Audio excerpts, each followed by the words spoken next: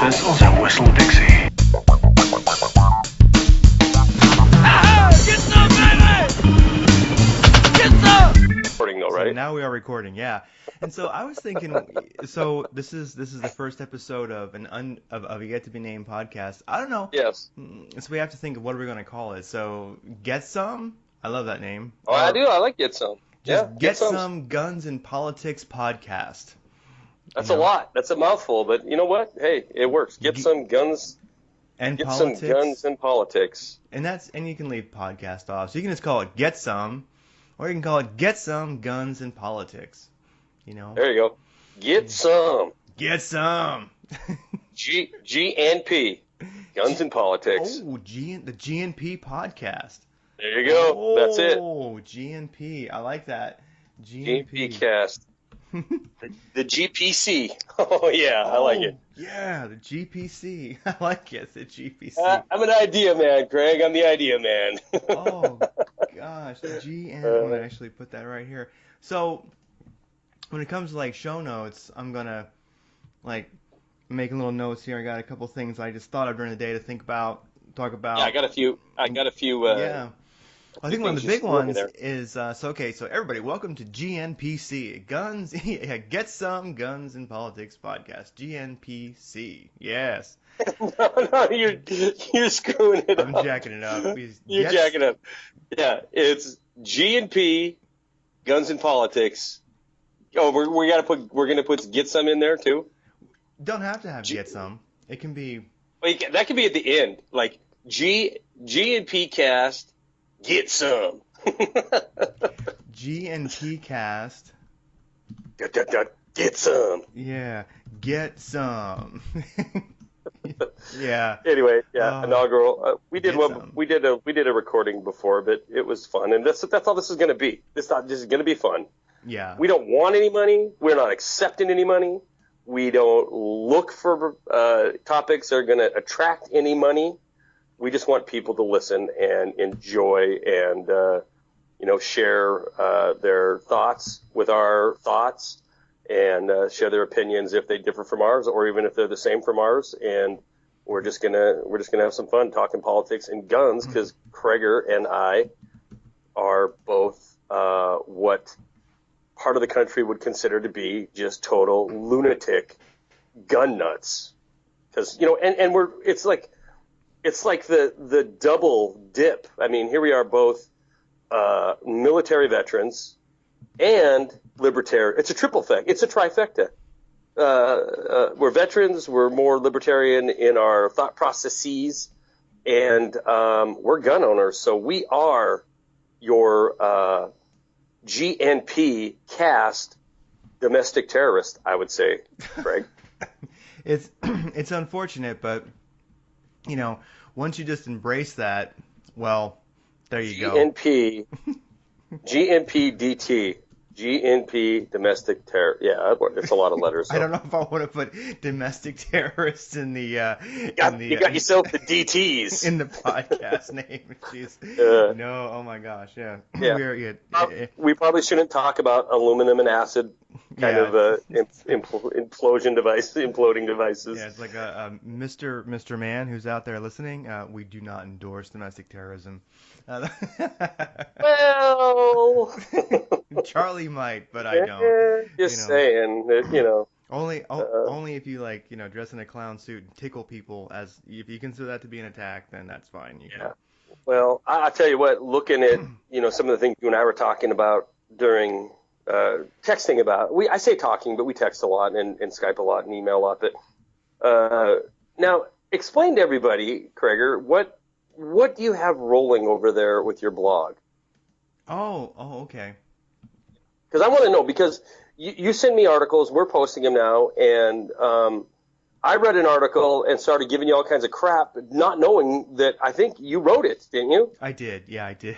Yeah. And I started flipping Craig all kinds of crap about this guy, I don't know what he's talking about. And then I realized, oh crap, Craig wrote that. But anyway, we'll get into that a little bit. Yeah, I mean, you're like, you're right, man. Like I'm glad you sent me that because that guy's a friggin' F-tard, man. I mean, yeah. And then it was like, Oops. Like, hey, I was proud of that, man. I was It was a really good article, and it made. Yeah. All right. for an First of F all, card, yeah. yeah. First of all, for an F-tard, for somebody Yeah.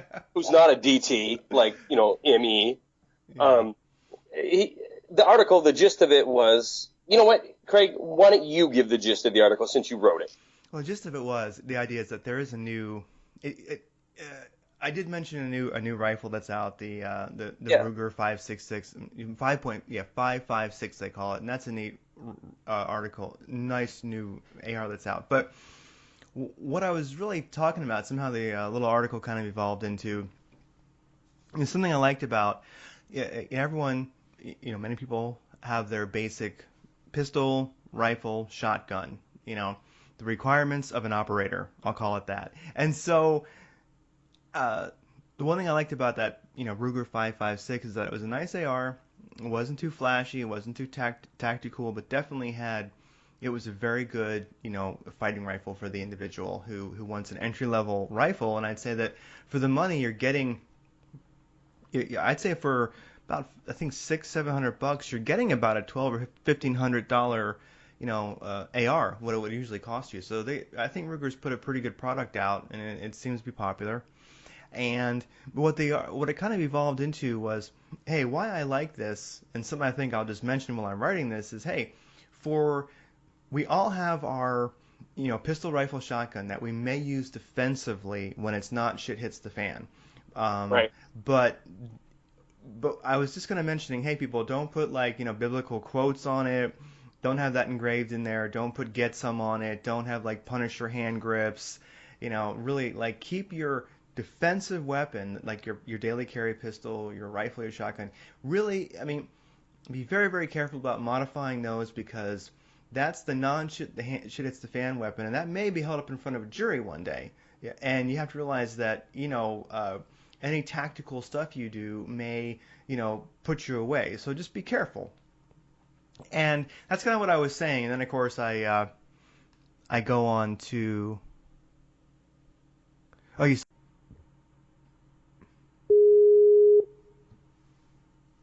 Sorry about that, Craig. oh no problem it's fine.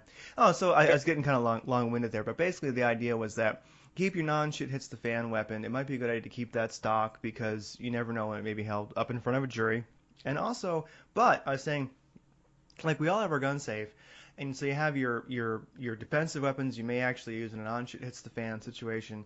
Now as far as your now, but we all have our gun safe. Now we all have our crazy stuff in our gun safe. We have our like suppressed Ruger 1022. We have our Mosin the Gaunt rifle. That we put a scope on. We have like it's fine to have those guns that you love and that maybe you've tricked out, but those might be strictly for the gun safe to have fun to shoot, to show your friends, to like have dinner with sometimes. Make your favorite rifle a chair there at the table and talk about politics with it.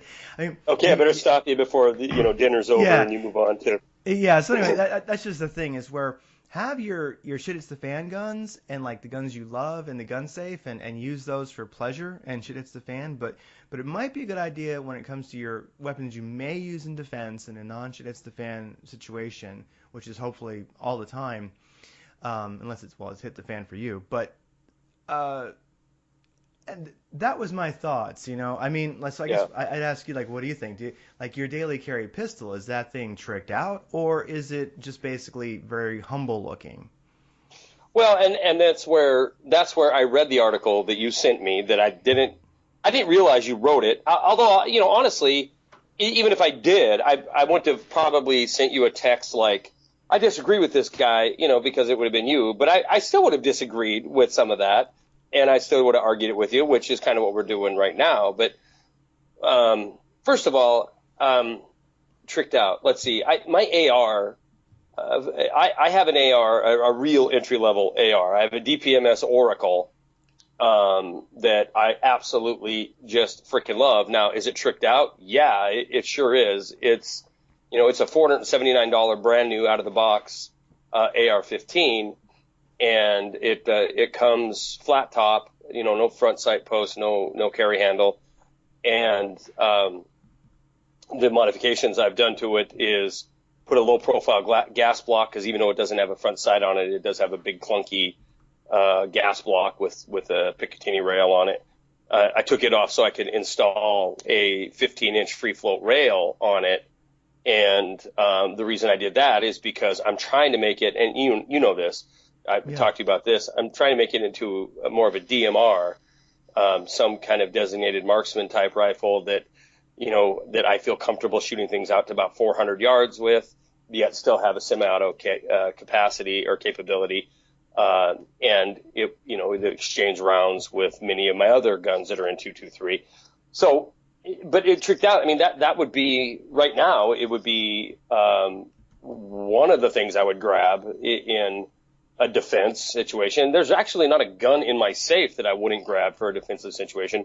But my point is, and I think my objection is that if you, first of all, it's no different to me than a lady going out and buying a very nice Louis bag or a very nice Coach bag or whatever, or a guy going out and buying himself a big truck and jacking it up. And, to me, or a guy going out and buying a new set of Snap-on tools or something like that. To me, it will always be, no matter what the political wind says or what that airbag has to say after the last Portland shooting, to me, first and foremost, it is a tool just like any other thing that I would use in the commission of any act I'm trying to achieve, with getting some mechanical advantage over. And I honestly will never let it be a consideration if I put a 15-inch non-stock rail on it, or if I put in a badass red dot to it.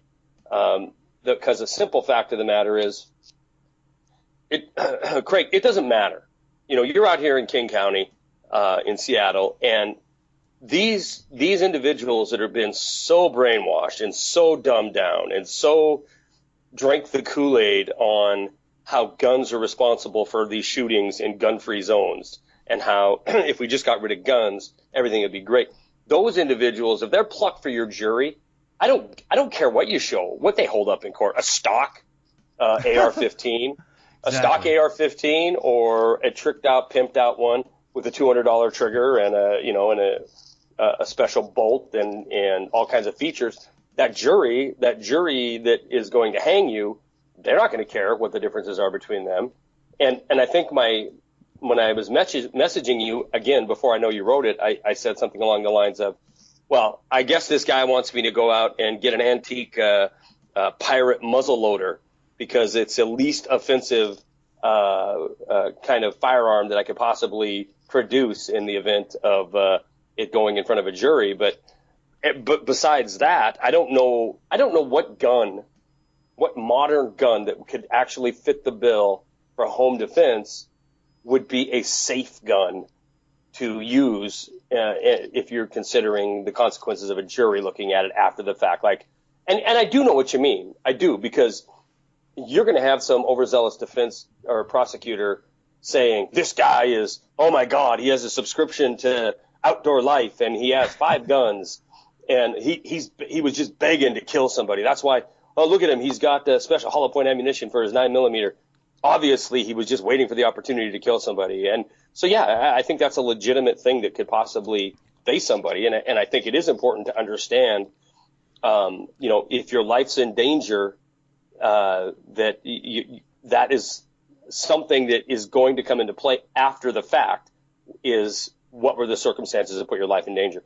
If your life's in danger because you're walking through, the Crips neighborhood at 3:00 in the morning, and you have no business being there, and you're down there because you're an idiot, and you end up killing somebody because he's coming up and threatening you and pulls a knife on you or pulls a gun on you, you're probably going to face some kind of scrutiny.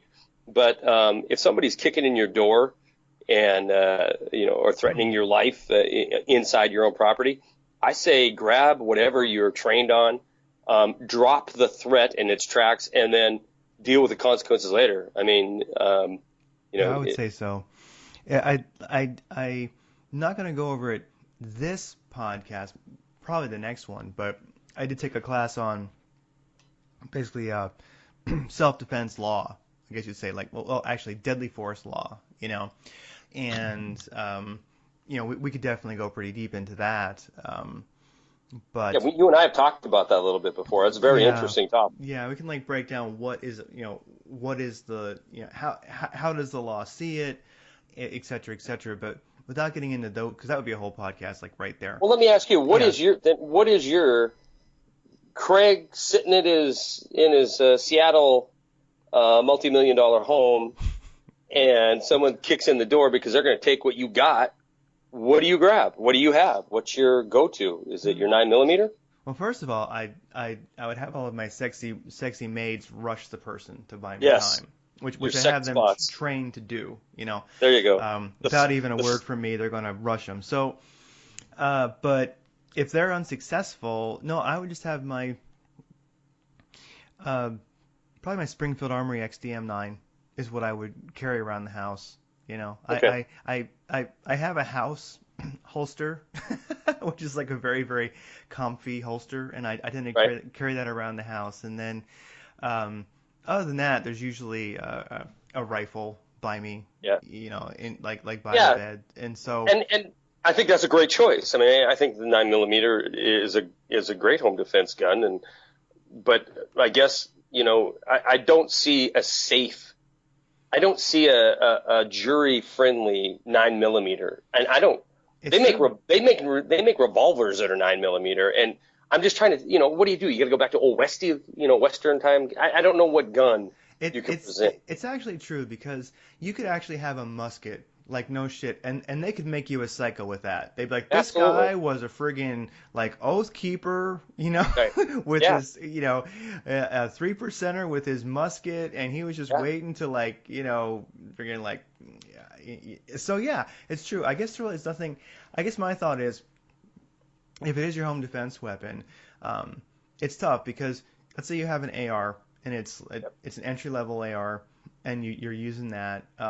If that's held up in front of King County jury, some people are going to be like, yeah, badass. Is that a DPMS or is that a Colt? What is that? Can I see Right. it closer? And then half the jury, probably more, will be just terrified that it's in their presence. They'll be like, oh All my they're god. going to see is in their mind. Honestly, what they're going to see is an illegal assault rifle, an illegal machine gun is the only thing they're going to see. A black rifle with a big magazine hanging out of the bottom of it.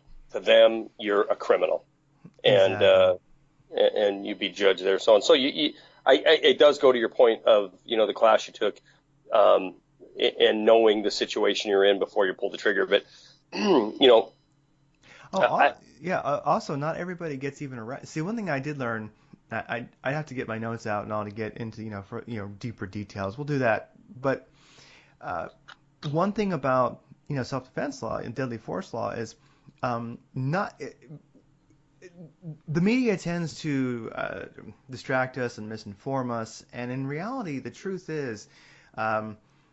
It's not uncommon in a self-defense shooting or however you killed somebody, whether it was with your hands, whether it was with a knife, whatever, you shot them. yeah, People are oftentimes not even arrested. yeah, And that's part of knowing self-defense law, knowing deadly force law. Because the law is not about what's right or wrong. It's about what's legal and illegal. And if you understand how deadly force law works, then if you're ever in that situation, you'll have a much better chance of literally not even being arrested. And that's even knowing no, what to say when the cops show up. I mean, like the first couple things you say couldn't make the difference.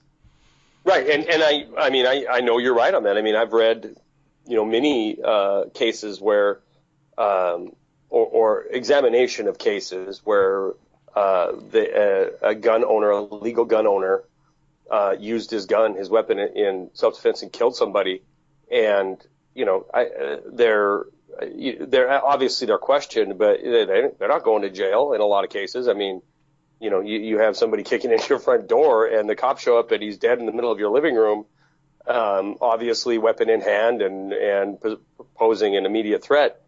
There's a good chance you won't go to jail, but Might not even get arrested, yeah. And so definitely, like, next podcast, we'll go over, like, self-defense, well, deadly force law. And, of course, we're not lawyers, but I can read you what, you know, uh, I can help people out. It will be very, very informative. So next podcast will be deadly force law and how to keep your ass out of jail, you know. Yeah. And also, it really helps to study that kind of stuff because a lot of times people don't realize when they can and when they cannot shoot somebody. And I'm not saying I want to, I certainly don't, but um, there's a lot of things people don't always realize, and people get into trouble when they. Anyway, deadly force is sometimes used when you learn the law. It's funny. You'll actually learn a lot. It's very enlightening, and you really learn like, hey, that's right. You know, that person wasn't a threat at that point. And like a quick example would be if you walk into your house and there's somebody standing in your house and they have your TV, right?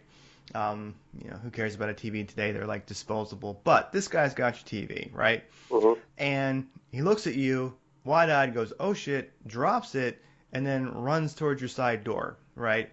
You know, a question would be, is it legal to shoot that person? And the answer is absolutely not, because they're not a threat at that moment. They're not aggressing towards you. Even if they had a weapon, if it's not aimed at you, if they're just running away, no, you can't shoot them. They're not actually a threat. So it's things like that when you get into, you know, deadly force law that really help people out because it might be a person's reaction. Oh my God, I'm going to shoot this person. But Yeah. it actually, you know, learning self-defense law makes you a better person because in a way, you actually may not shoot somebody who you shouldn't have. You know? I agree with that, and you do look at a lot of to play the devil's advocate here.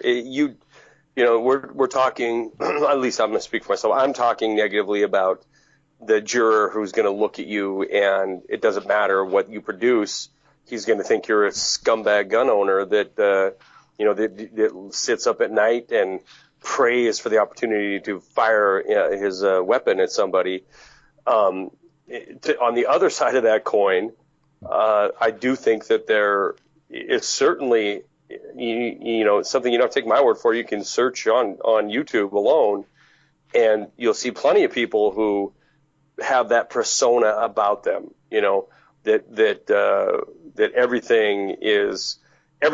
situation is going to require you to brandish immediately. Yeah. And it's a legal shoot. It's a legal shoot. That would have been a legal shoot. Yeah. Legal shoot. Yeah. Yeah. And let's face it. I think there's a lot of situations. I think the majority. Let me just not say a lot. I'm going to say the vast majority of situations can be handled without ever touching your weapon ever. And that, I mean, that doesn't mean you sit there and try to negotiate with a lunatic. That means, you open your door and somebody's standing in your living room. Guess what? I'm not progressing any further. If there's nothing in my house like my son or a loved one, I'm not going any further. I'm going to go back out that door. Exactly. And the first thing I'm going to do is get on the horn and call the cops, and I'm going to yell into the guy. I just call the cops, and when I hear the glass breaking because he went out a window, I'll know that. Yeah, success. I'm not going to be in an area where I shouldn't be. And it's not saying that people don't have the right to go do what they want to do, but let's face it. You're in the northeast side of Oklahoma City at 2:00 in the morning on a Saturday night. Well, you know what? There's a good chance you might see elements that don't want you there. Oh yeah, I mean you can go to the. I had to go buy new taillights, like new light bulbs for my truck tonight, and I went over to White Center, as it's called, which is a little ghetto. And I was at the auto parts store, and I don't know what it is about freaking convenience stores, drug stores, and auto parts stores, why there has to be like jacked up weird people hanging out in front of all of them, but they're attracted, kind of like bugs are to light bulbs, I think it's a volumes game. There's a lot of people rolling in and out of them doors, and if they're there to beg money, people have huge change when they come out. I think it's a good. I think it's a good financial strategy. It's a good financial strategy, yeah. And so I thought about that. I'm like, wow, am I putting myself in a place I shouldn't be? But we have to, move about. We have to go do things. So I guess my take on it is the whole article, which was just actually called Ruger AR-556, Operator Standard Issue and Lecture on Keep It Low Profile. I guess I would just mention to people to, learn some deadly force law. It's important. and we'll do it next podcast. And then also, I would at least think about a person's daily weapon if they conceal carry legally, and if they have a fighting rifle and they have a shotgun. Just think about those. And I realize, I mean, like the moment you put a red dot on there, maybe it looks more scary or something. So you're probably gonna modify it, most likely. But I would just mention to people to just think about that in the back of your head, low profile. Think, when I'm doing something, is this tactically effective? Like, this red dot's going to make it better for the purpose. Okay, this is good to go. But, maybe having, like, come and take it engraved on the barrel. Do I really need to do that with my daily carry weapon? Skull and crossbones on your AR bolt. Yeah, exactly. It's kind of like, maybe do that with your shit hits the fan gun, like because anyone who's an enthusiast has probably a safe full of guns or two, and it's my thought is just for your daily carry, for what you might grab if someone comes into your house and they don't belong there. Just give some thought to, am I making this thing look psycho when I really don't have to? And does that serve a tactical purpose other than making it more likely to get in trouble? Yeah, and the truth of the matter is, I wish I could just say, you're dead wrong, Craig. You're dead wrong. You should be able to do whatever you want to do with your gun and F them if they don't like it. But as I'm sitting there listening to you talk, I'm thinking of I'm painting a scenario in my head. You're sitting there at home. You have a dead body laying on the ground in front of you. You have a pool of blood that's as big, the size of your automobile, because this isn't Hollywood, and this person just bled out on your hardwood floor. And in the middle of it is laying your weapon of choice. Is it an AR-15 that's tricked out with killing them softly engraved in the buttstock, or what? And so obviously the first responder, the cop, is going to show up and see that, and it might set his mind into thinking, start questioning you based on what he's seeing right there. I still think if you're not of means and you love shooting and you have that pimped out 300 Spartan rifle all decked out with all the cool words engraved into it, and that's all you got, then absolutely you got to use it. But I guess it's common sense. I guess it is common sense, just like the common sense of, do you walk in your house and somebody's sitting there holding your TV, do you kill them and think you have a justifiable case before you? Because you just don't. I mean, it's crap. Yeah. It's a different... Go ahead. Oh yeah, and if that person doesn't drops the TV and then bum rushes you while they're pulling up a gun to and trying to get that lined up and to get a shot at you, when you take them out, you get the drop on them. If you have a stock Glock 17, stock Glock 19, stock whatever, you have a stock pistol, that's going to go over a lot better than if it has like flames, flames on it. You know what I mean? Oh, yeah. If it actually has a really badass Confederate flag paint job on it, I'm just saying. Oh, it's been Cerakoted with the with Dixie flag across it. Yeah, that. Like the on like your pistol grips, you have like an engraving of like Sarah Palin naked. It's like it's not gonna go. That might raise an eyebrow. You might be completely exonerated. You might never have handcuffs on you. Yeah. But now if you're in Texas, they're gonna be like, hell yeah, son. Yeah, they're gonna elect you to some government seat there if that's the case. If you're in Texas, but honestly, you go ahead. I was gonna say, I know a lot of people will listen to that and think, well, that's, Craig, Char, that's really ticky-tack crap, and maybe it is, but it is something to think about. And you are an avid gun guy, I'm an avid gun guy, and I'm by no means, been 20 years a trainer in tactical techniques and studying, the when it's safe to shoot type laws, but I certainly could see if we just use our common sense and look at a scenario and see how it plays out. I mean, do you look like you were just itching You know, to pump something into somebody. It's Wait, tough. that sounds bad. Pump something into Yeah, somebody. it's tough because like if you want to have an AR with a badass, Confederate flag paint job, that's great. But maybe that let that be your shit. It hits the fan gun. Let it be like a fun range gun. Keep it in your safe. Don't grab that as a defensive weapon. I would just suggest against it. And that's I guess my take on it. Yeah. Well, I again, if it's what you got, it's what you got. Oh, what And you got, what you got. Yeah, yeah, definitely. and if I have one gun and I want to do all that to it, and that's not going to, I'm not going to not do that to it because it's the only gun I have. I'm just going to be damn sure that if I pull it out on somebody, that A, if I point it at them, it's because I'm about to kill them, and Yeah. B, if I'm going to kill them, I damn sure better be in the right Oh, definitely. if I'm going to do it. And, So and, and here's and there's another tough one, and it's an interesting topic because it brings up a lot of a lot of things to think about. Because one is like, so I've got body armor, mhm. right?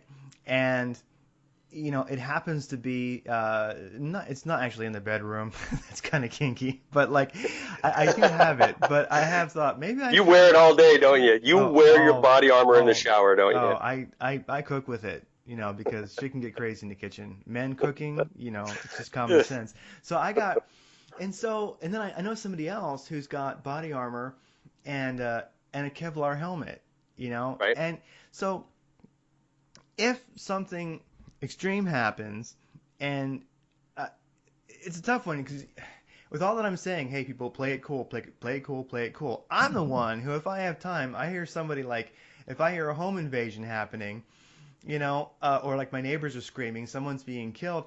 I'm the one who's going to show up with their AR and body armor. Okay, Yeah. so I'm the one talking all this crap who's wearing and body you're armor. and you're going to be the nut job out there itching for a fight. Shoot me in the chest. Yeah, I know. I uh, know.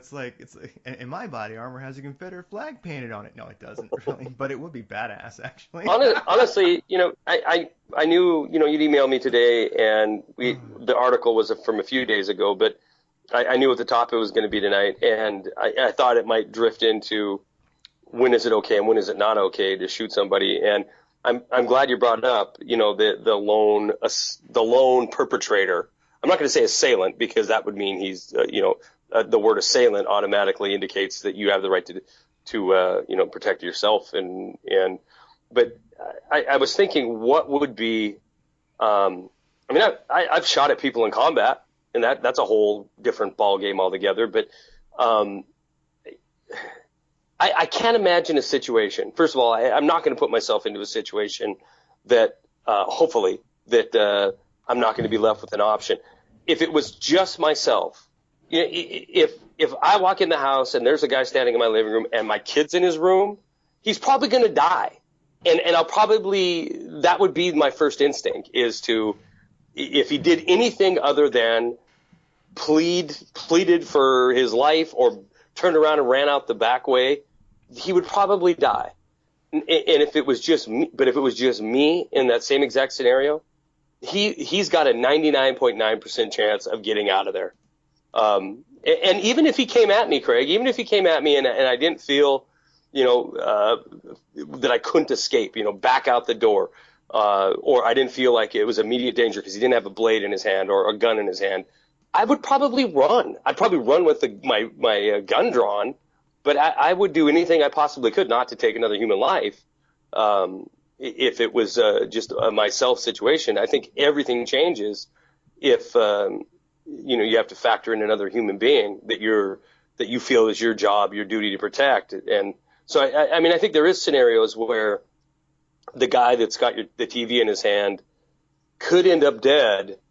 And if I was a juror and I heard, well, I wasn't sure, and my baby was upstairs, and my wife was in this bathroom, I would be more like, well, the guy screwed up, and he went into the wrong house, and I'd have a tough time convicting somebody of that because he has so much to lose. The homeowner had so much to lose when you talk about other human beings.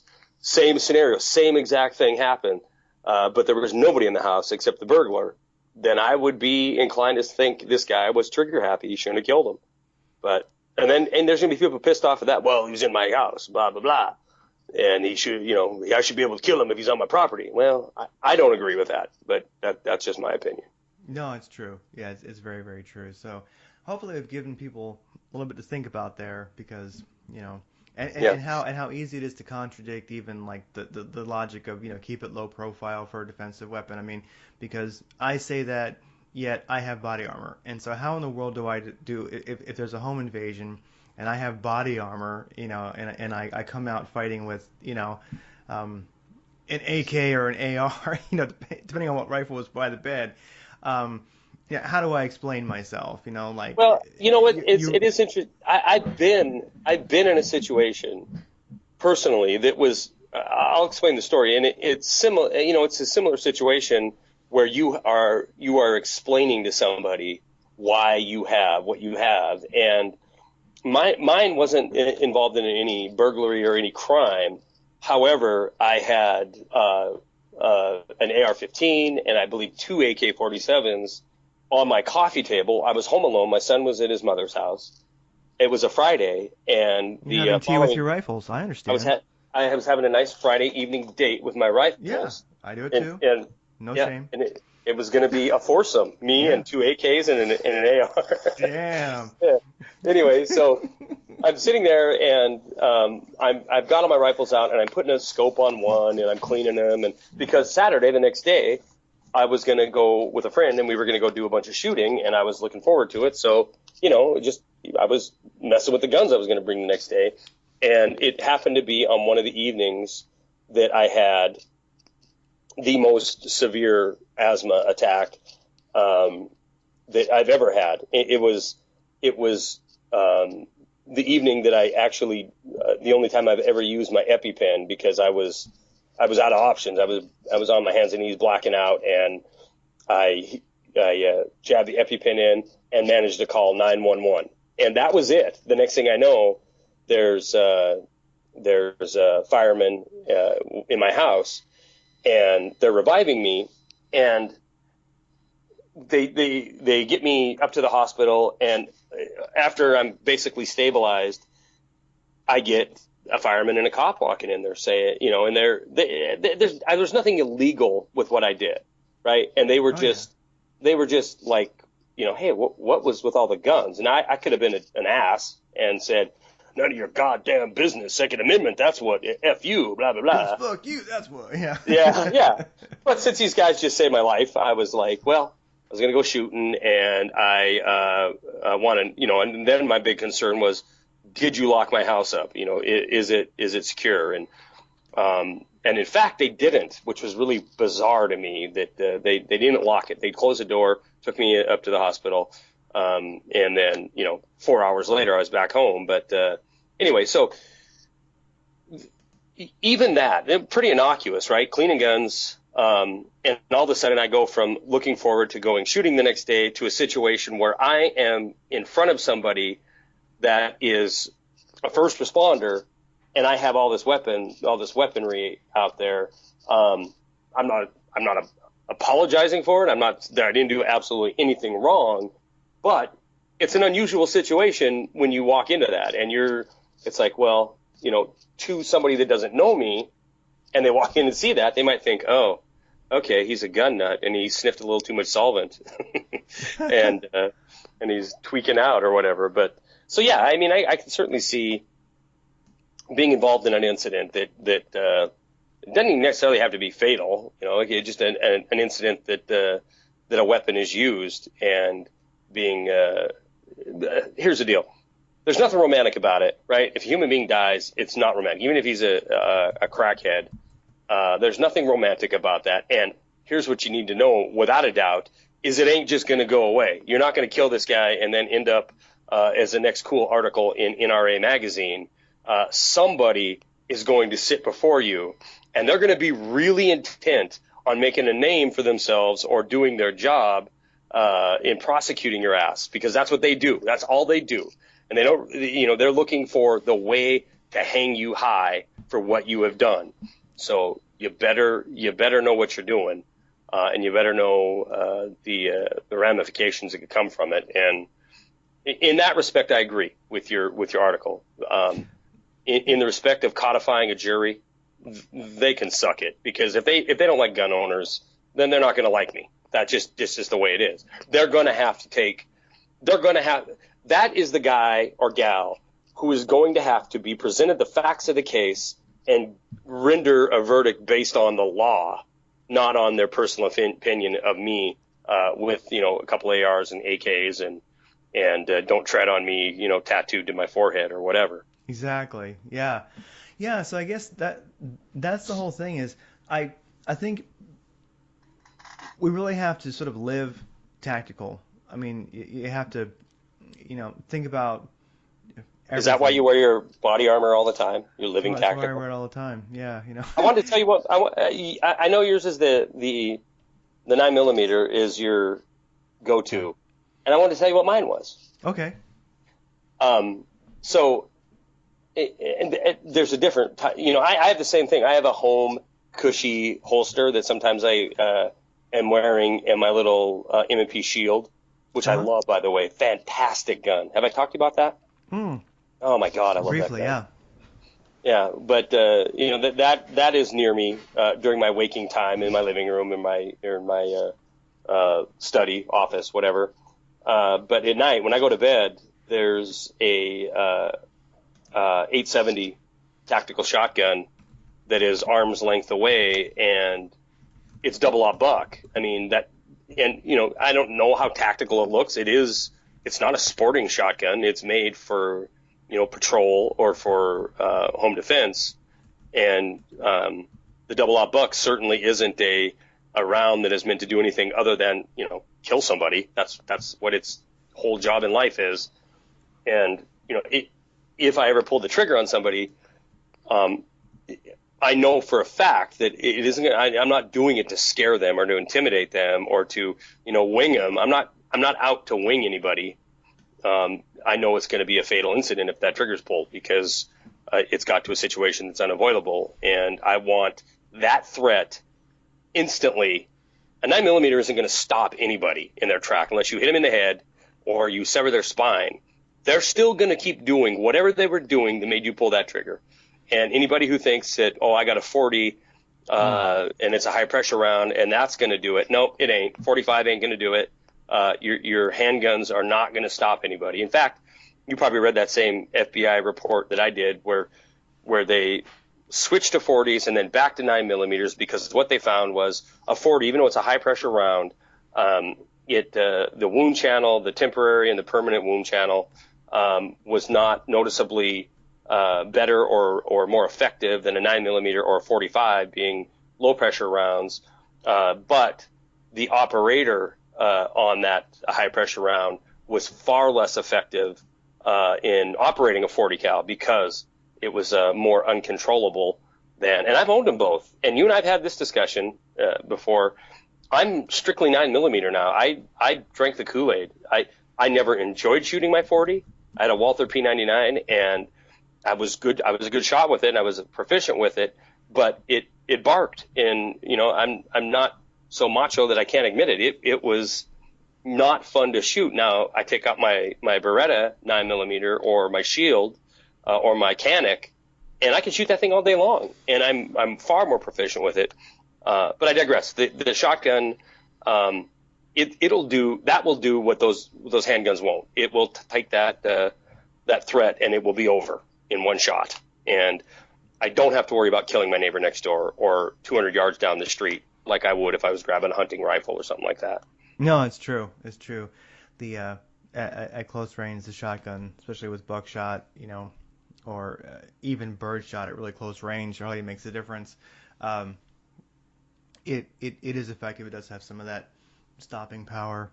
Because and the 9mm, I have gone round and round over I know years, you have. Thinking about 9mm versus 45 versus this versus that. But the thing I like about 9mm, it's probably the cheapest round out there, I think, and because it's good to have. I would always suggest to people to, whatever your means are, whether it's to have 100 or 20 rounds, stocked up, or whether it's 500 or 1,000 or a couple thousand, whatever. And you can always accumulate that over time when you find good deals, but it's good to have ammo because all we need is, the administration to start talking crap about guns, or someone in your state to start, any gun control scare at the state level or the federal level. And as we know, there is no ammo and there's no guns on the shelf. So it's good to be stocked up. And so Yeah. I think that if you're not a little prepped up on ammo, okay, so you're not planning for the zombies or the apocalypse or shit hits the fan. You just want to be able to go to the range and shoot when you feel like it. I mean, dry firing is great practice. I find that dry firing is almost more fun than going to the range when you have good dry fire practice. But still, you might want to go to the range. You might want to train that way. You might want to, and so that's really why I stock up as both, I guess, as a prepper, but at the same time, just I want to be able to go shoot if I feel like it, and I don't want to, not be able to because Right. ammo is scarce, and 9 Yeah. millimeter I think is effective for that. Well, I think it's effective all the way around. All the way around, yeah. And I was going to say Economically, you're 100% right. I mean, Yeah. it is, 45 is pretty. You can get good pricing on 45, and I think it is a very capable round as well. it's good Um, too.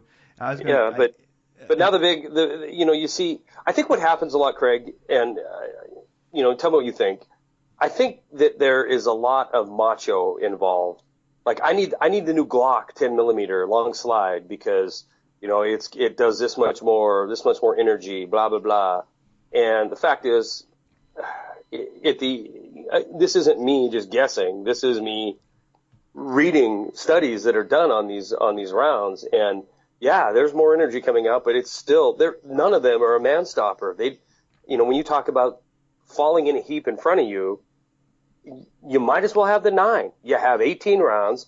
It's more controllable, more shots on target.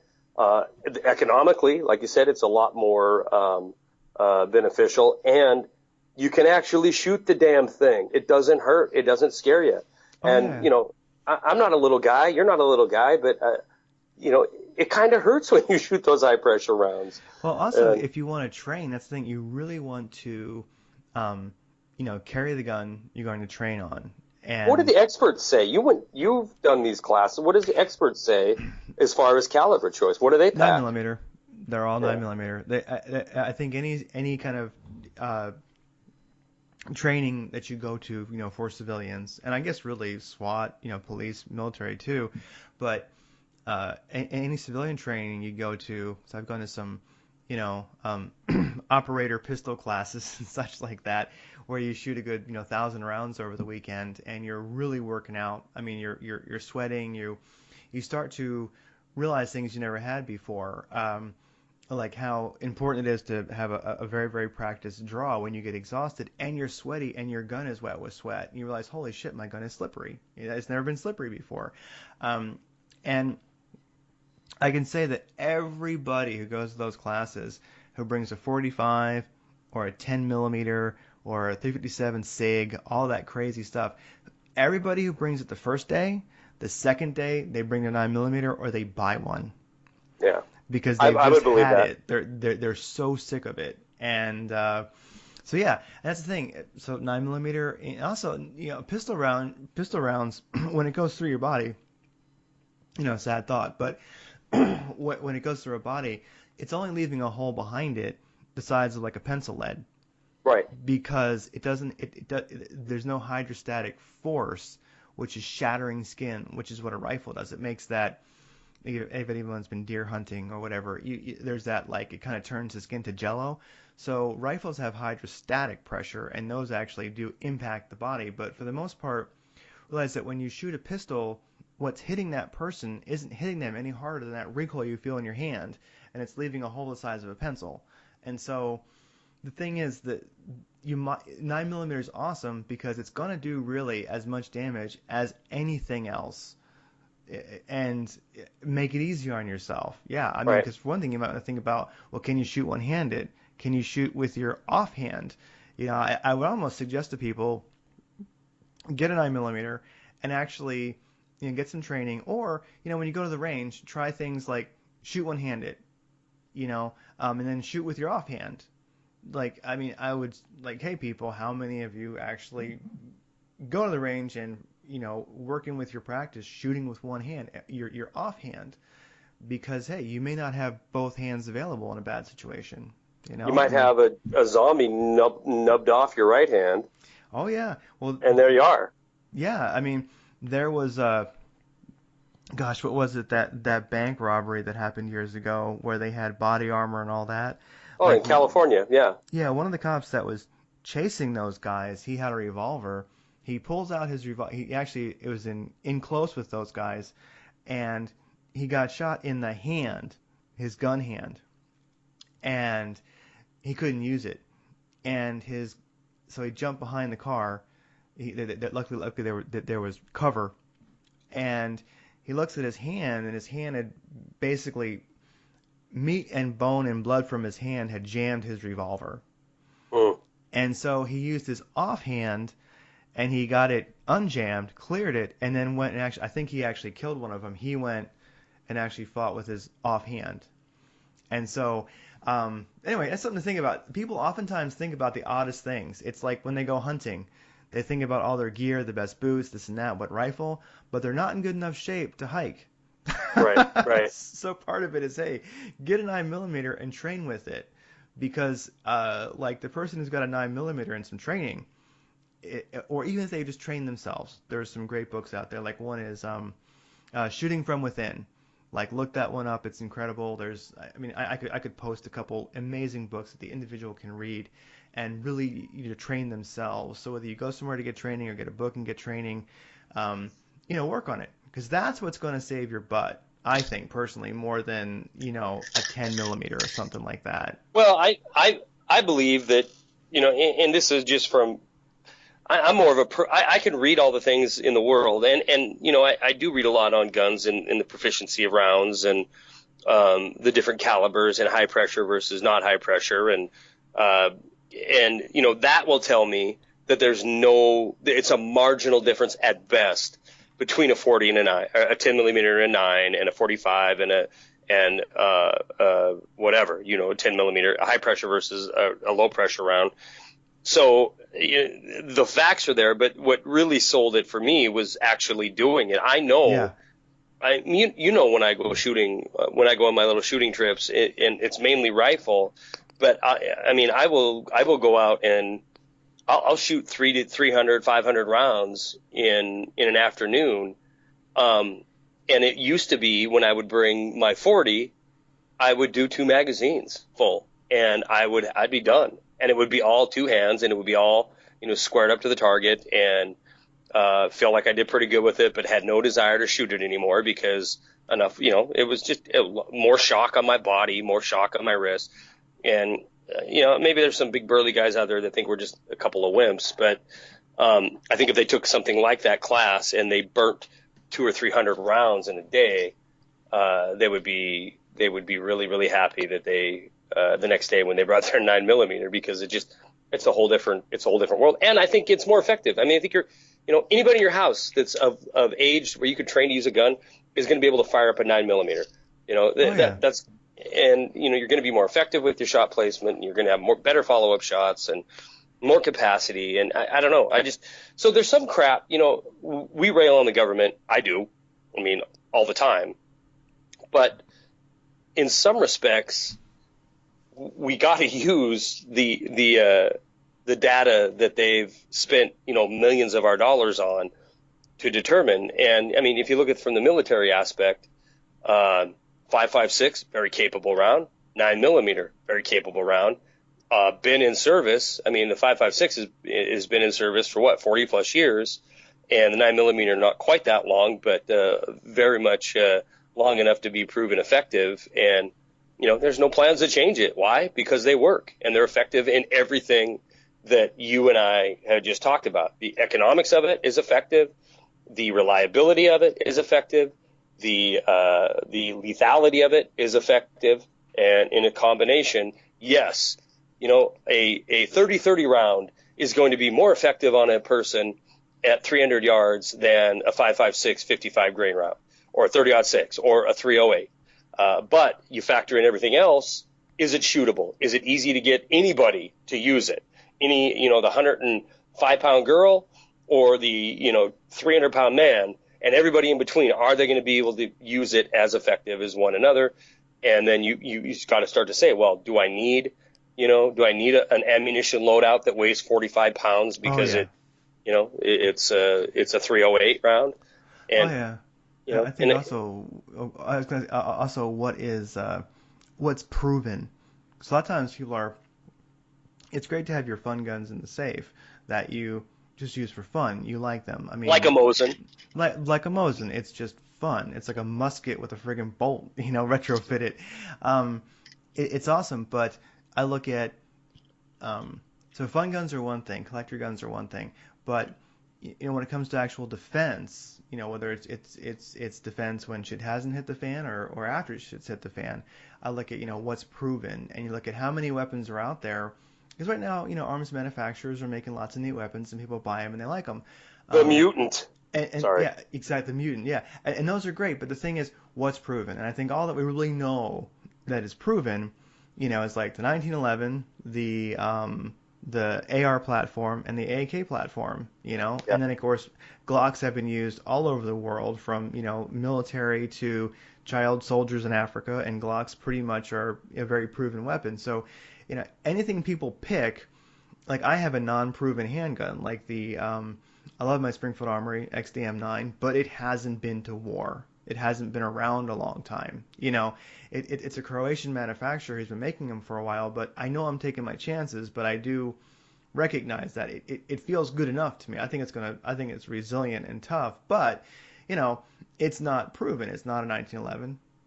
I don't. So the one thing I would just mention to people when they're looking at different calibers and guns is, do separate what is proven that works and what is fun.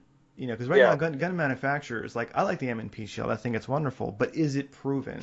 It not like a Glock is, not like a 1911 is, not like a Beretta is.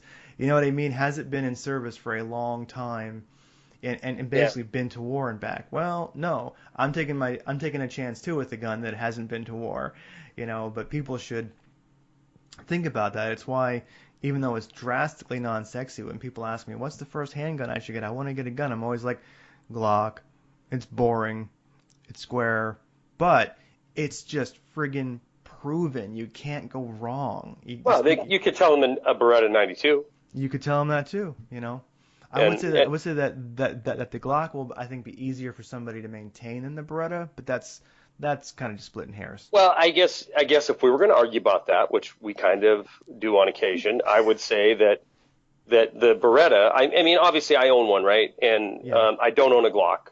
But the positive things, I didn't own an AK until I did. And now I own more of them than I do ARs.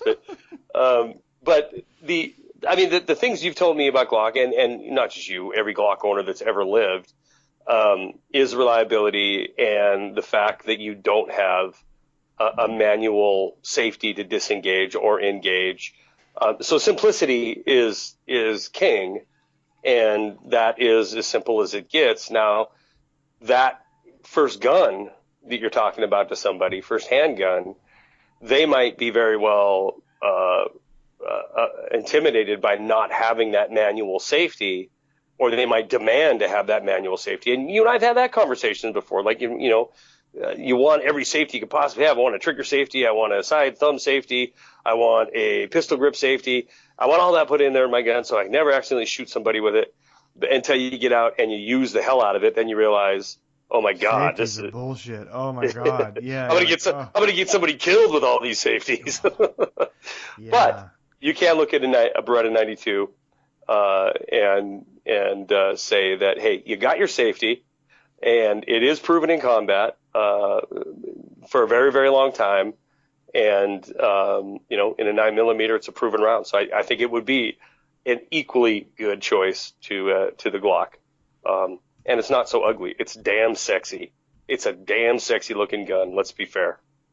Oh, yeah. That's one thing, is the Glock is sexy in its utilitarianism. Yeah, in its kind of like an AK. and yeah, like actually, an AK is actually probably a lot sexier than a Glock, but in kind of a Russian tank World War II kind of way.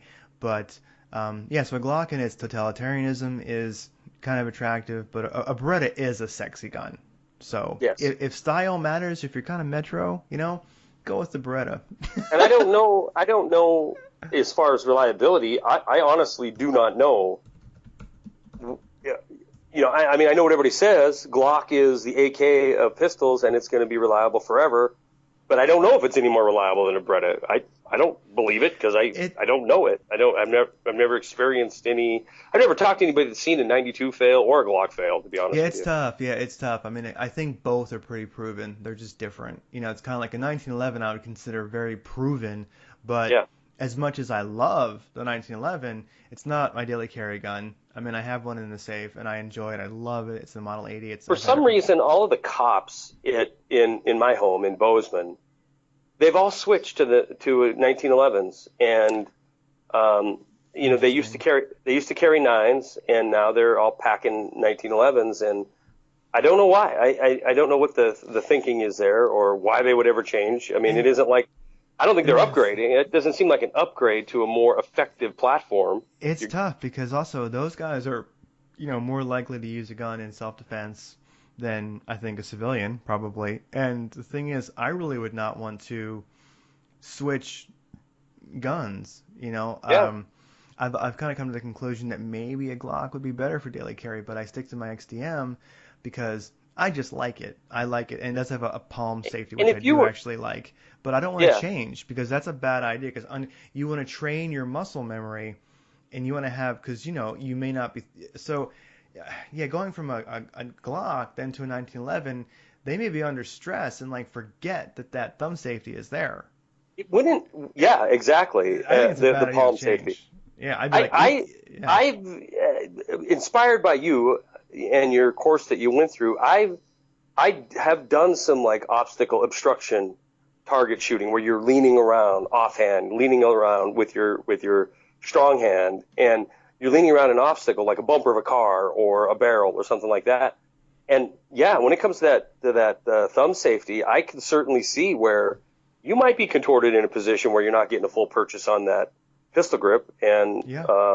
yeah, that might be a problem. But also, if I was a cop and I'm out there cruising around and there's a potential for some kind of shootout type scenario, first of all, I think everybody knows my position on the militarization of police, but just from a personal perspective, do I want 8 rounds or do I want 18 rounds? I just don't even see the logic for why you would carry a 1911.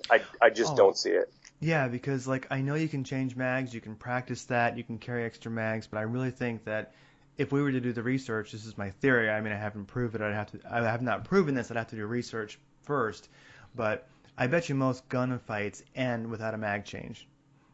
Oh, absolutely. Most of them last about 3 seconds and it's over. Yeah, so I'd rather have that one mag. I want to have 20 rounds like my XDM has, which is part of why I like it, versus 8. Are you kidding? No. I mean, it's yeah. I mean, I would say 20 small 9mm rounds are going to do a lot more damage than maybe if it was like Starship Trooper, where one round like blew up an entire vehicle. So if it just barely nicked the assailant, he just blows them up like a watermelon.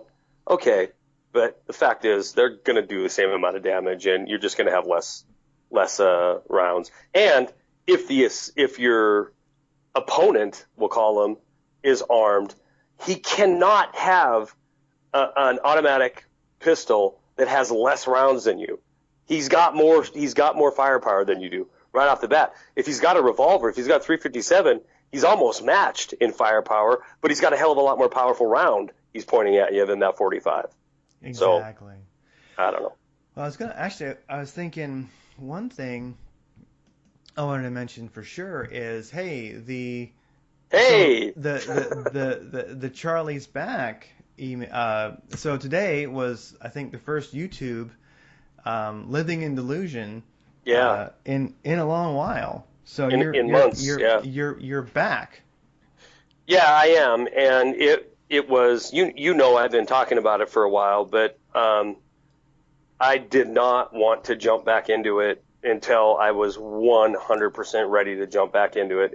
And I mean, a lot of things had to happen. I was getting healthy and God, for those of you who don't know, who've not heard me talk about this before, I hate talking about it only because I feel like it's all I talk about. But my health was it was abhorrent a year and a half ago. Just, these ambulance rides and hospital ERs, going down to Denver to the pulmonary hospital there, or to the respiratory hospital there at National Jewish, and just trying to figure out what was going on was very, very taxing. And through most of it, I was trying to maintain the day job and the dad job and the rinse program a couple times a week and Doomcast and everything. And it was a lot. And I know it doesn't sound all that taxing when you're talking about an hour every other night or an hour maybe 3 nights a week. But it's never just that, and it's always a lot more preparation. And Craigie, I'm sure you even know, just from sending me a few things for tonight, there's time that goes into it and mind space that goes into it. And I just felt like everything was suffering. And when I started to feel like that, then I started to feel like it was a burden. And so once I started to get control of what was going on medically, I decided the best thing I can do is refocus on what I do to make a living for a while and refocus on enjoying life a little bit for a while, and then do what I wanted to do, dump the weight that I was carrying from not being able to do anything, get time behind a trigger. That's fun to me. And and I was going out, maybe once every couple months, and it's, that. So I stepped away. I talked to Jeff Rintz and said I'm not doing the program anymore. And then Doug and I saw things differently. We saw things differently, yeah. And no offense against Doug's a great guy. I love his website. I love his podcast, but I just wasn't in a place where I could do it. And so I stepped away for I put a couple shooting videos, but for the most part, my commentary has been on hold for probably 4 or 5 months, and I feel great. I feel energized. I'm working out every day. I shoot every weekend. I enjoy my kid. I enjoy my day job. I enjoy my traveling now, and so it's time. And there's so much crap going on that it is time. So I did. My timing. It's one thing I've learned. It used to be if I sat down to do a video, Craig, and I used to like keep them about 5 minutes, give or take a minute or two either side of that. And I used to be really good at knowing where I was. And then I sat down and did that one last night, and I looked at it when it was uploading, and it was 18 minutes long. And I'm like, oh, well, time to knock the rust off of this, because that's, nobody listens for 18 minutes. Yeah. Unless they're really hardcore or, there's somebody stripping. Yeah, no, understandable. Well, everybody needs a break sometimes. Even Full Metal Charlie needs a break. I think something that I think is important to remember is for those of you out there who've seen through the mainstream media, all right, who are a little bit aware of what's going on in the world, who take an interest in such things, don't forget to have fun, because whether you live so more, true. yeah, because like. I believe that every day you have a good day, every day you find some joy in life. To me, it's like, I don't think that, like, I've never been the game show happy kind of person, and I don't think that's what life is really about. I think that just happens once in a while. I think it's about pursuing things that interest you, and then everything falls into place. Whatever you're supposed to do here in the world happens. You have a good time. So to me, if you really want to stick it to the man, and you want to make the world a better place, whatever your goals are, just have a good day. Like, go out there and pursue things that interest you. Like for me, like going to training, like rifle and pistol training. I know the guys at the schools who are doing it take it very seriously, and I mean I take it seriously too. But the truth is, that's my recreation. I do it for fun. Right. And so really, like, there's not much.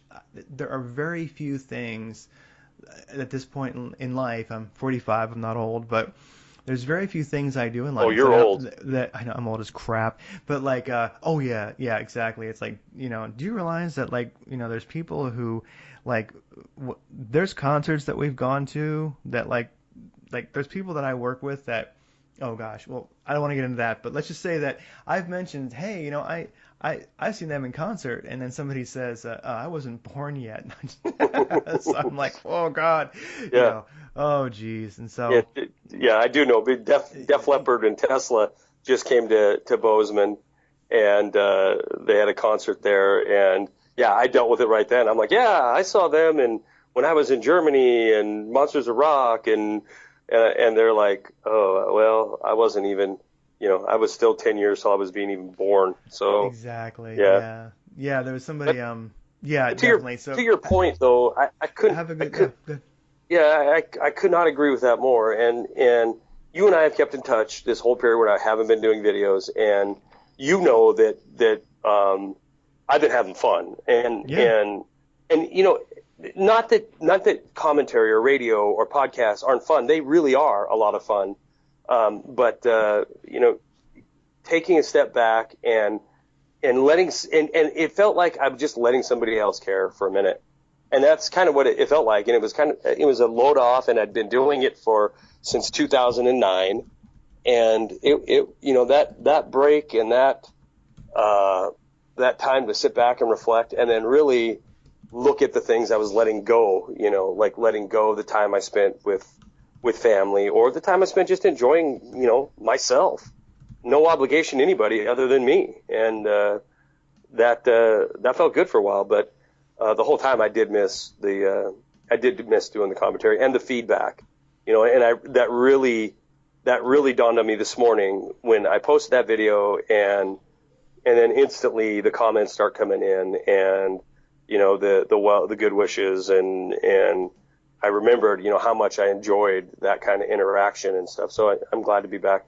Oh, for sure, yeah, and it's good. I mean, I think you're probably more prepared now to be back, because I think really every day you do something that interests you, that will bring happiness, and then and I think that sticks it to the man. Really, pursuing your interests, that sticks it to the man. That is truly sticking it to the man. I think because I mean, I think it's very important, and I think a lot of people do forget that, who are, either on like the wisdom path, the spiritual path, or they're on like the truth seeker path, whatever. If they're on that path, it can be very, very easy to just, become cynical and to stop living life, because, the machine wants you to do that. That's the idea. Right. And you know what? That's a great point. And it also becomes really easy to become not only complacent, but just downright lazy. And that spreads so quickly to every aspect of your life. I'm speaking personally. I'm not going to speak for anybody else, but once you become lazy in one segment's affected so badly that you step away and just decide you're going to withdraw and not do it. It just seems like it's a cancer that spreads to every part of your life. Then nothing's enjoyable. Everything's a labor, and you're just, suffering through it. And you're you end up becoming what you are railing against, which is just somebody going through the motions to get to the other side, and then enjoying nothing in between. And oh yeah, Nietzsche called that. I believe it was Nietzsche called that mechanical man. Yeah. Yeah. Mechanical man. Yeah, and mechanical man's not good. Mechanical man belongs to the. There's a great philosopher, well, modern day philosopher, kind of mystic, Neil Kramer, and he calls that what was it? Machine culture. That might have been Nietzsche. One of the two. Anyway. Yeah. But so definitely it's. Part of the operator's path, or part of the wisdom path, or part of the truth seeker path, whichever one you're on, definitely is taking time to smell the roses. Remember to live. Please, people out there, because it's like you can't be an operator unless you're alive. You can't be an operator unless you're alive. And that doesn't just mean that your heart's beating. You got to be alive. So what do we cover? Let's see. We've covered. Don't pimp out your home defense weapon because it could be used against you. Yes, don't pimp out your home defense weapon. We talked about 9mm for the win, best guns for a first gun, if that really even exists. I do. I want to comment on that too, because I honestly think if the first gun if they're not a gun guy, the first gun you should have is 22. There's no other. Yeah. You 22. You learn everything you need to learn for the big boy gun. You can do with a 22, and it's never ever going to be uncomfortable to shoot. There's not too much noise. There's not too much recoil. There's the advantage of relatively dirt cheap ammo, and you can learn all the safety things that you need to learn and how to operate that effectively when you can go out and comfortably shoot 525 round box of ammunition rather than For $30. for $30 rather than coming home and having sore joints because you tried to do that same thing with the 9mm or whatever the case is. But anyway, that's just my take on it. I wanted to comment on that. Oh, for when you sure. said And then, that. yeah, and then there's other things I might mention. There's a couple things I just made note of was, well, one is, cool new guns to get, guns that Craig would like to get. The new Ruger AR-556, I think, is a great entry-level AR. Question: Is that just that's a direct gas impingement? I saw the picture of it, but I didn't. It's not a piston for $500. No, it's not a piston. So Okay. yeah, entry level like $700. I just saw it. I like it. I think Ruger's making a pretty good product. I think they're going to sell a lot of those. So anyway, that's something I saw that was neat. I'll link to that. And then also, I'm gonna put a link here in the notes. There's something that I saw that was totally badass. And tell me what you think of this. And I'm not sure if you can even. Well, you're on your phone, so you can't see the link. But you can get it. What's that? Go ahead. No, never mind. I'm trying to get a link with my tablet in this hotel, but I'm staying in the shittiest hotel that I've ever stayed in my life, and I have to use my phone for a hotspot if I want to do it. And obviously, I'm talking to you, so. That's funny, because actually it's funny. They're not too. Kent's actually not one of the more ghetto places of Washington. Oh, but it still, isn't Kent. It isn't Kent. It's the hotel I'm staying in. It's the third time I've stayed in this chain, and I don't know. I guess haven't learned my lesson. It's just horrible. It's Fox horrible. Hotel, yeah. Go ahead. Yeah, there's a. Well, that sucks because I mean it's a nice part of town that you're in. Too bad you're in a crappy place. Sorry. I only got to sleep here. That's it. That's true. So I saw something. There's this company. Oh man, let's see. Who are they called? Thompson Machines is this company. I saw the video you sent me. Yeah. And they make, so you can send, I guess you can buy them from them, or maybe you have to send your 1022 there, but it's a suppressed Ruger 1022. And basically the suppressors, I think maybe they shorten the barrel some, but it basically it just looks like a Ruger 1022 with a thicker barrel and the suppressors inside there. So you have this Ruger 1022, slightly thicker barrel, and it's like a bull barrel is all on there. Yeah, the whole barrel's thick. Yeah, but the diameter. I mean, it looks just like a bull barrel in the picture in the video you sent me. It looks a lot like a Daisy air rifle. Yeah, exactly. So your Ruger 1022 comes back looking like a Daisy. You know what I mean? Yeah. But it's and then it's completely silent. It's it's barely making any noise at all. And it's a takedown, so it breaks in half. Yeah. So I mean, that's just I don't know. It's cool until you look at the price tag, and then it's kind of yikes. And then it's not even cool after the price tag. Yeah. But forget the price. I've never wanted a suppressed gun ever, but now I'm thinking I still won't buy it because it's too expensive. But I linked to it, and it's just I have never looked at a suppressed rifle or pistol and been like, I want that. But this, I'm like, I want that Daisy Red Ryder Ruger 1022. Damn, that's cool. It would be super cool to have to shoot all the time, but keep stored in your emergency bag. I could certainly see that as what hits a fan, and you want to be quiet, you want to be light, you want to have something that can take down anything from a squirrel to a deer. That would be a choice weapon for that. Yeah, that is definitely. I wish Ruger would just put that out and get it on the shelves for a reasonable price, and I'd buy one even if the price wasn't really reasonable. So. Well, that's because you have fembots guarding you in your wealth. I know. It's like I've got my suppressors always surrounding me at all times. Yes. And then I got since we're doing the cool rifle, you did the Ruger 1022 makeover by Thompson Precision. Yeah. Is it Thompson Machine or Thompson Precision? Thompson Machine. I kept thinking it was like Thompson, as in the machine gun, but no, right, it's Thompson that's what Machine. Yeah. Well, I saw a new one that I haven't even sent you anything on, but I will. I'll send you a link here because I got my tablet working. It is also a Ruger. It's the Ruger's new precision rifle, and I don't think there's any other nomenclature to it other than that. Ruger Precision Rifle. Okay, I Yeah, see that. and I saw one at a local sporting goods store 2 days ago, and I'm like, what in the hell is that? And it's $1,000 .308 sniper style rifle, a full, I think it's got a 13-inch, might be 13-inch full free float and maybe a 22-inch barrel, magazine fed bolt action in 308, and 6.5 Creedmoor 243.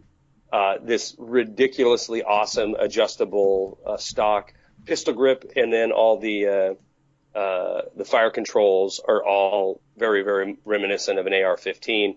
Big fatty tactical bolt knob on it, and the bolt. I did check the gun out at the store. The bolt is their absolutely awesome tri-lug bolt that they, I think, first introduced with their American series. But that thing is just beefy and solid as a rock, and the tri-lug is, I think it has extra ability to extract, as well as, you have the extra thickness and extra locking lug on there that makes it just tight and even more accurate. And then their trigger, which is very much reminiscent to the Savage AccuTrigger, but I really, really, really want one really bad. But it's $1,000 rifle, and it's probably, I'm going to say, naked, it was coming in close to 10 pounds. So it's a little bit heavy and a little bit expensive, but man, does it look cool. Oh, geez, I'm actually checking it out right now, and I'll post a link to that. I will definitely say that is probably one of the most operator-looking rifles out of the box that I've ever seen, and it's coming from Ruger. Right. And I love Ruger. I love their handguns. I love their rifles. I love Ruger weapons. So yeah, I mean, it's why I like that new AR they've got.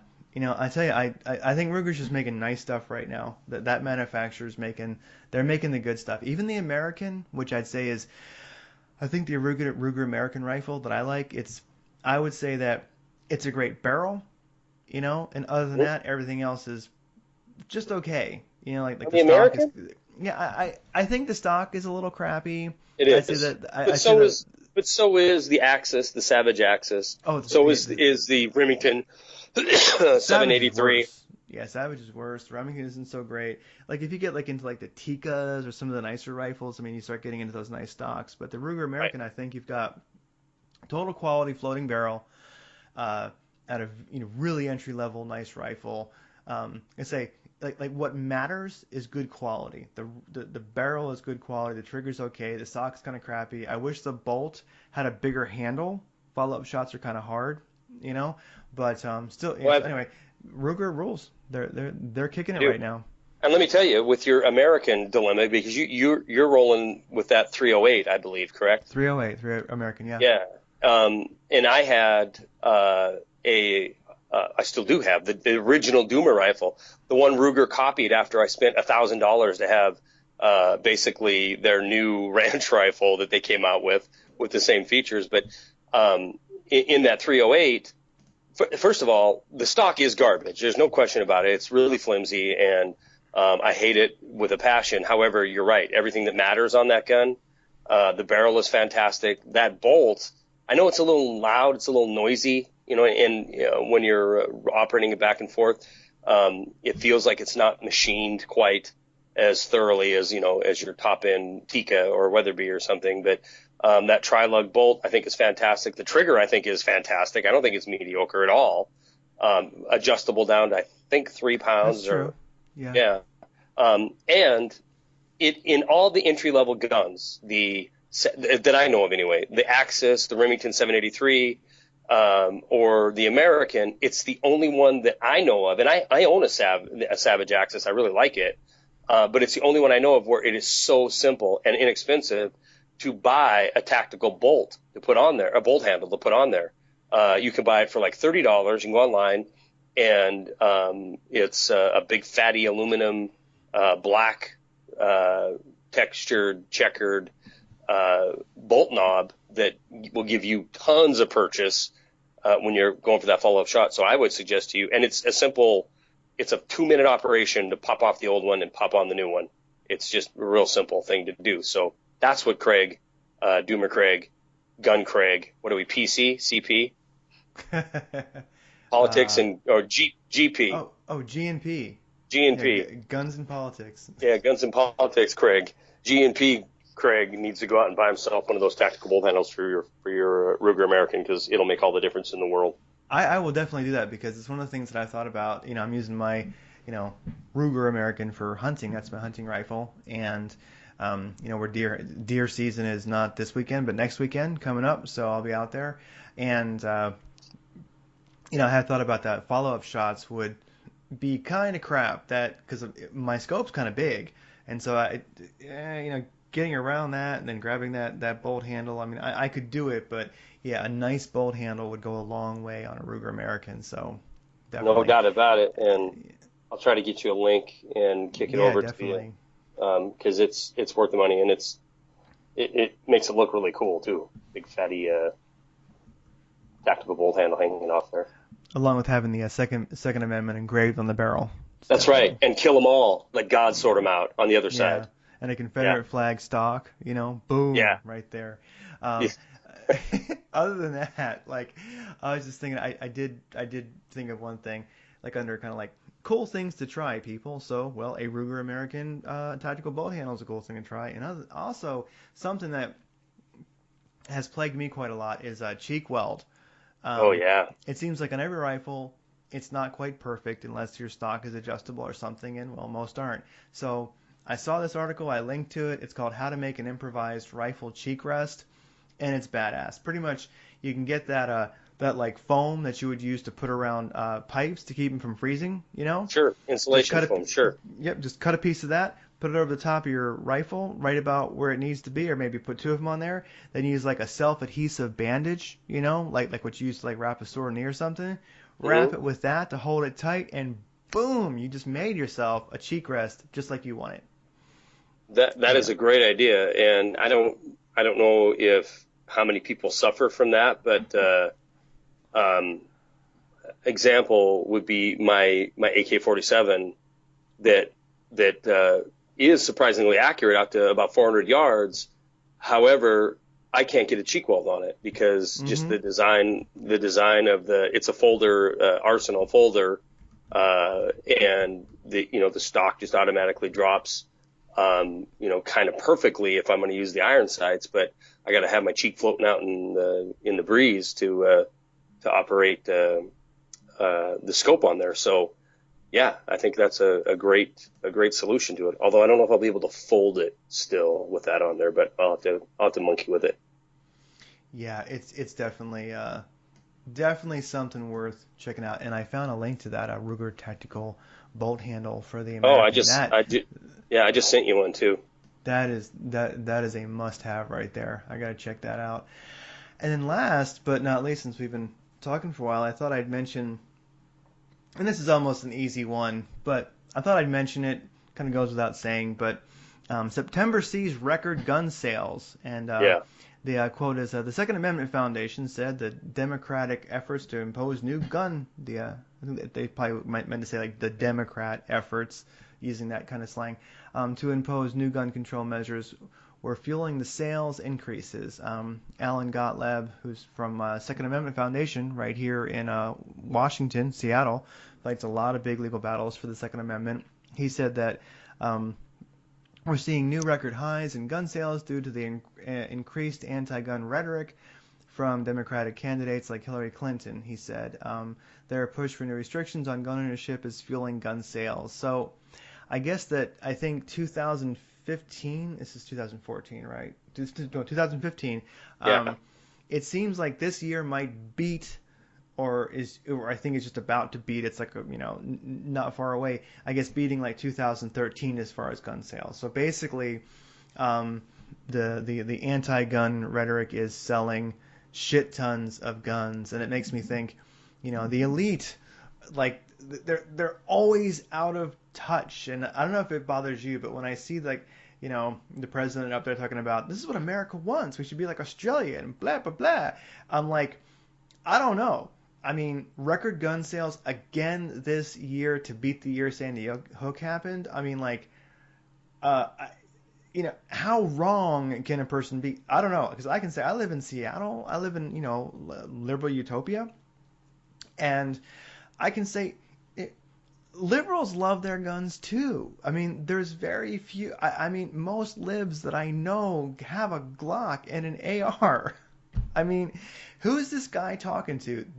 There's like an agenda going on that has got nothing to do with the will of the American people or in keeping with the spirit of the Constitution or letter of the law of the Constitution at all.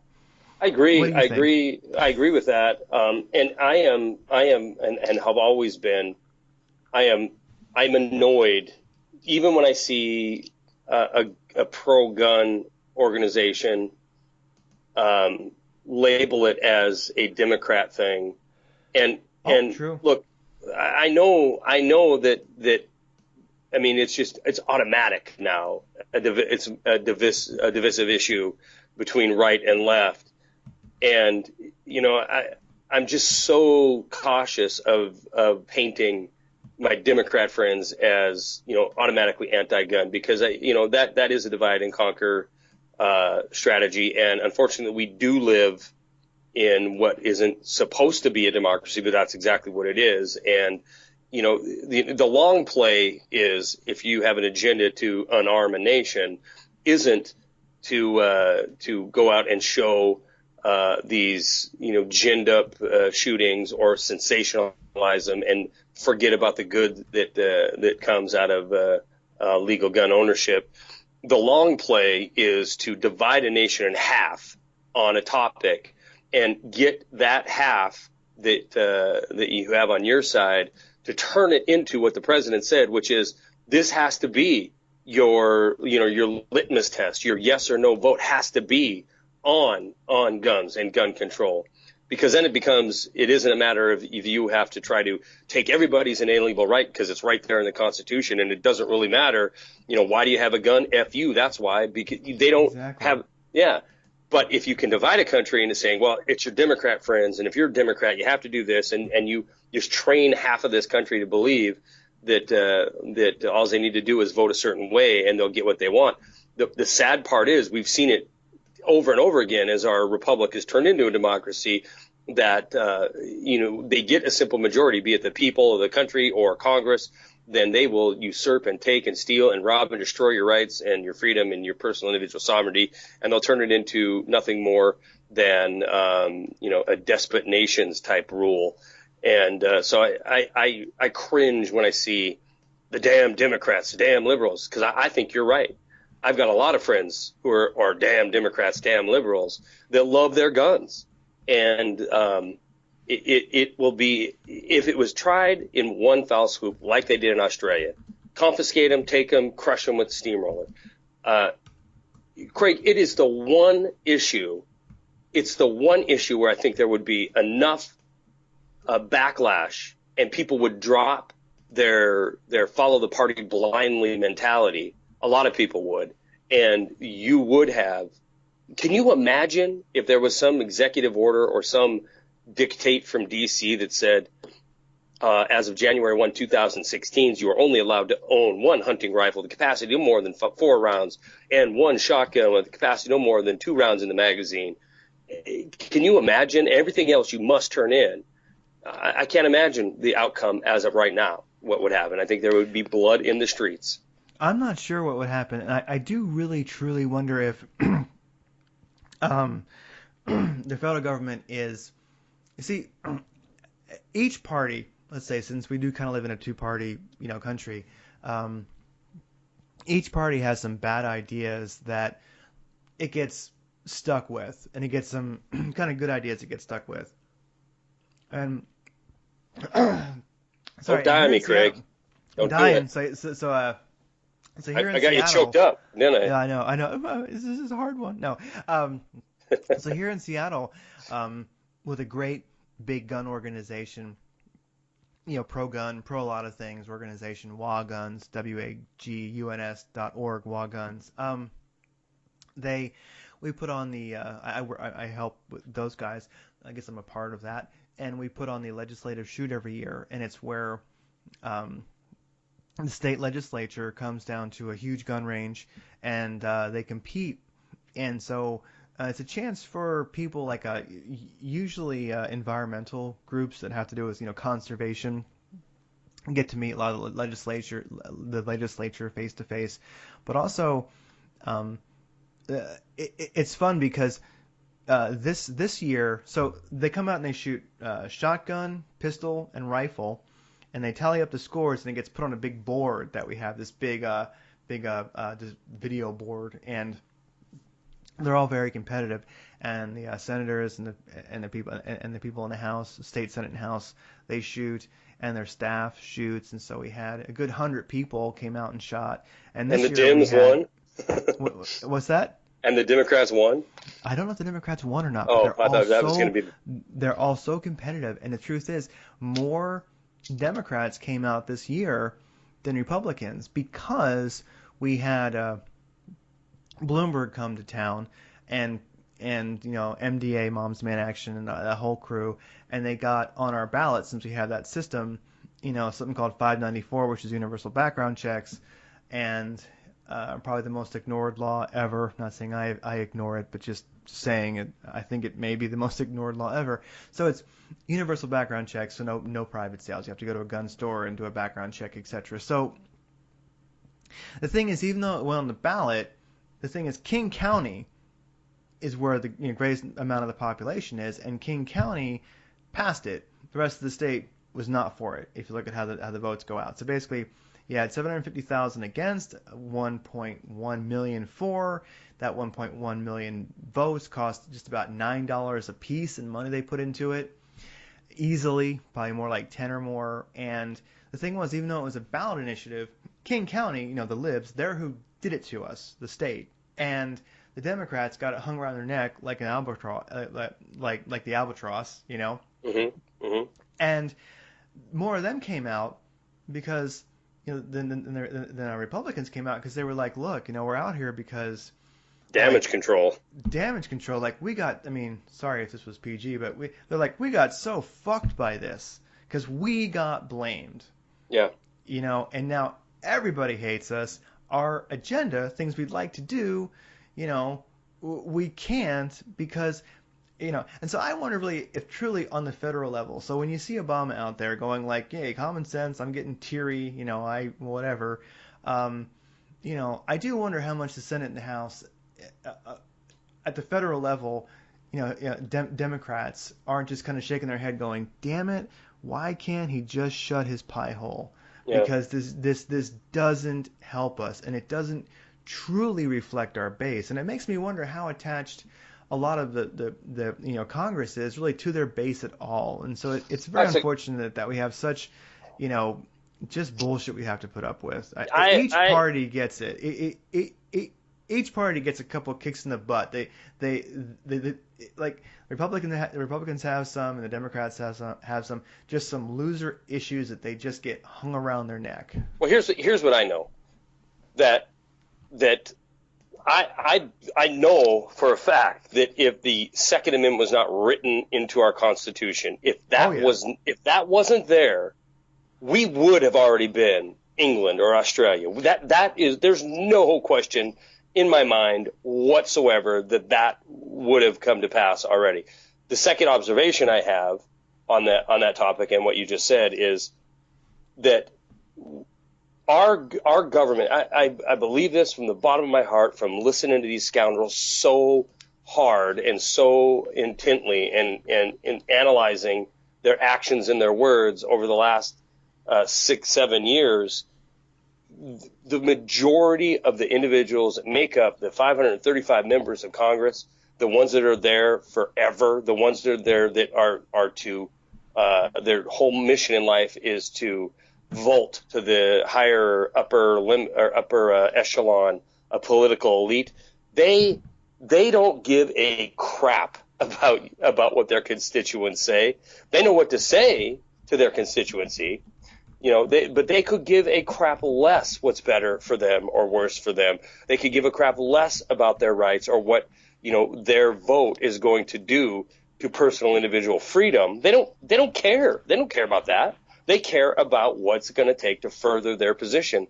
And I think we are so incredibly fortunate to have the Second Amendment, because it makes it's a very, very large stumbling block that these traitorous politicians have to overcome. And if it wasn't there, it is the reason why we are sitting here bitching about gun control and an attempt to grab the guns.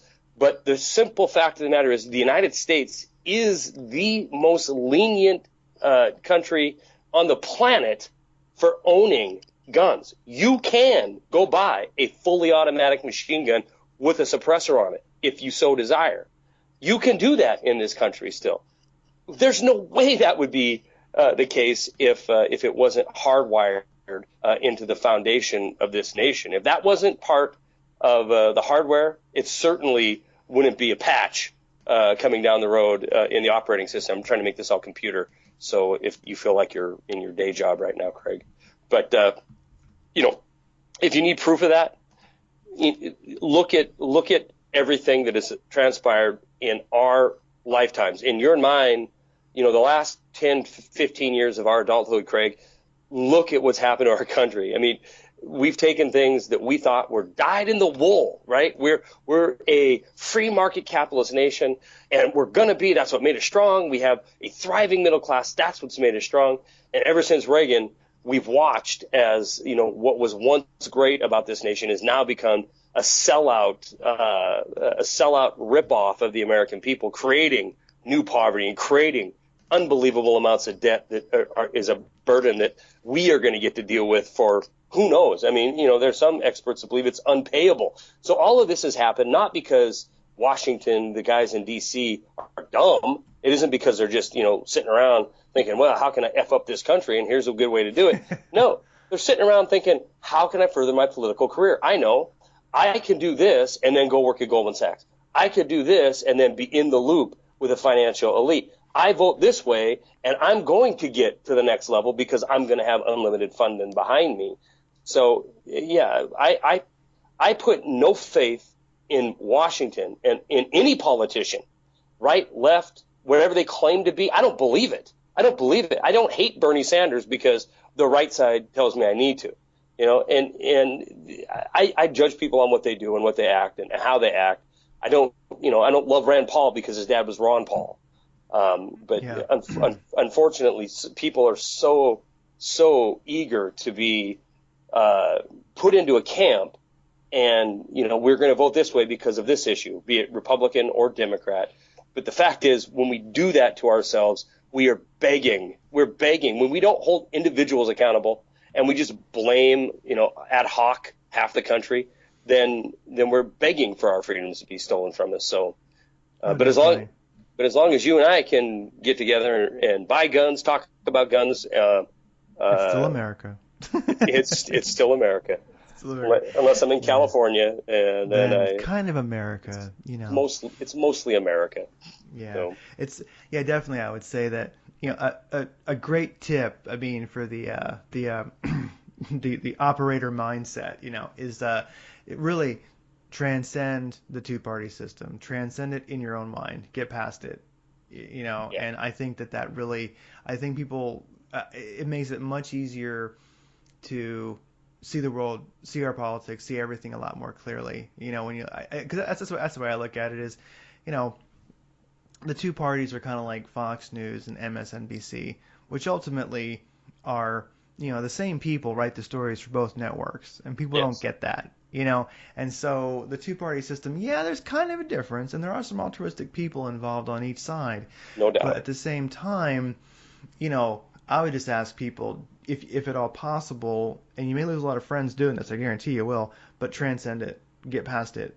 And I think it opens up a whole new level of a whole new dimension of what you can see and the way you can understand the world. I really think so, But I agree. But with the Second Amendment, one thing I will say for sure is that something I thought of today, along with this, record gun sales for September and for this year, is it was number 2. Damn it, there was a reason for that, and it really hit me today. I realized that, you know what, without the Second Amendment, along with what you're saying, it reminds me, without the Second Amendment, we're all Palestinians. Yeah. And that's what the government wants. Not all of it, but a lot of it. Those who are pushing gun control, whenever you hear that, people out there, whenever you hear that gun control bullshit, think of that person as literally like they want you to be a Palestinian. They want us to be just like Palestinians, just a damn near Stone Age people. They can't do a thing about having the crap beat out of them whenever Israel feels like it. Yeah. And I think it would be no different in this country. You put those guns down, we are all Palestinians. Seriously, Right. we will be treated like that. Well, here's the thing: we all put our guns down is kind of a misnomer, because the million law enforcement individuals, they're not putting their guns down. We will be like Palestinians.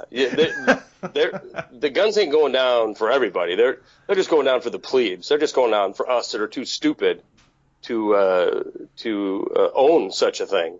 We can't trust this kind of power in the hands of individuals. We can't trust them to, and it's across everything. We can't trust somebody to take care of themselves and provide their own health care and make their own decisions on health care. We can't do that. We can't let people decide. I mean, we can't let them decide what they're going to do with their financial future. That will never do. We got to give the power to the government. And so, it's the next step in line. We can't give the people the right to throw us out on our ass. And when you break it down, that is the Second Amendment. It is the power to take back your government. It is the power to govern. It's the power to give the masses teeth. No other thing was it. It ain't hunting. It ain't you can go out and shoot sporting clays or whatever. That is not what it's about. It's about having the true, final, ultimate checks and balances. And the day it goes, I don't know where the safe haven is. I don't know where the country is on this planet that you can still have that kind of power. That's kind of individual power to determine your own destiny. So. Yeah, I mean, I'm not even I'm not saying this from a point of view of being a Reagan fan. I'm just kind of quoting him. It's like he said, there's nowhere else to go. Yeah. That's it. This is the shining city on the hill. If this falls, that's it. Yeah. It doesn't exist anywhere else. So that leaves very few options. You capitulate and you become basically a slave, or it gets to the point where you say, okay, well, this experiment was hijacked and it's time to right the course. All right, we're 2 hours in this. We need to wrap this up there, Craig. Yeah, definitely. I think it's been great. I recorded all of this, and I will. Hopefully. It does appear that it is recording. I will certainly hope that it is. It is recording, and I will take the two pieces since the call did drop once. I'll take the two pieces and I'll put them together and I'll make a YouTube out of them, and I'll put them up on your YouTube, and I will send you an email when that's done, and I'll probably, as far as linking the show notes, I'll kind of cut and paste what I can. I might just link the show notes to my What is an Operator page, and I just have a post for this show, and the show notes are there. And we'll put it up on the YouTube channel as well. We'll put it up on the website as well too. So we'll put it out there as readily as we can.